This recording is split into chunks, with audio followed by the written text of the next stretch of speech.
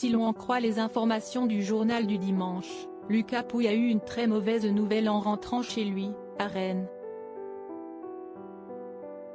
Le tennisman, qui a fait un retour salué à Roland-Garros, a été cambriolé et les malfaiteurs sont repartis avec une grosse somme.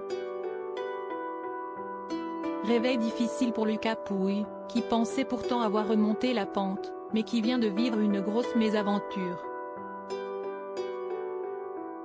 Les dernières années ont été particulièrement difficiles pour le tennisman de 29 ans, qui est passé par une période de doute, suite à des résultats en dessous de ses attentes, des blessures à répétition et un retour à un relatif anonymat. J'ai commencé à avoir un côté plus sombre et à entrer dans une dépression qui m'a amené, après Roland, en Angleterre, à dormir 1 heure par nuit et à boire seul, confessait-il dans les colonnes de l'équipe. Pourtant, Lucas Pouille est un homme marié, avec la belle Clémence Bertrand et le couple a d'ailleurs eu une petite fille, prénommée Rose.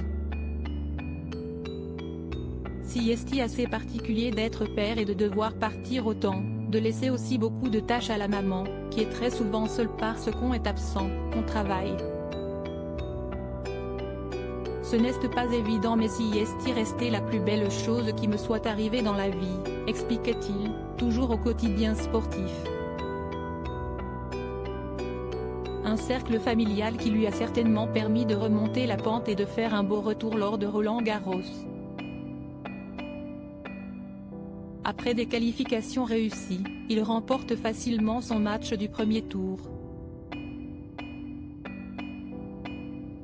Une victoire vue comme une résurrection pour le natif de Grande-Synthe, Nord, qui n'a malheureusement pas pu confirmer au second tour.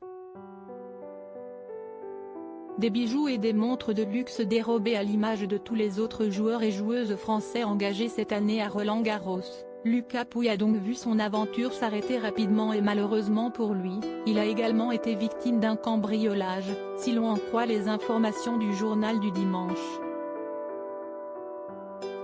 Installé à Rennes, Ille-et-Vilaine, le tennisman aurait été cambriolé le 2 juin dernier et selon les informations de nos confrères, les malfaiteurs auraient dérobé environ 600 000 €. Parmi les objets subtilisés, il y aurait notamment des bijoux et des monstres de luxe. Pour l'heure, les cambrioleurs n'ont pas été arrêtés, mais une enquête est en cours.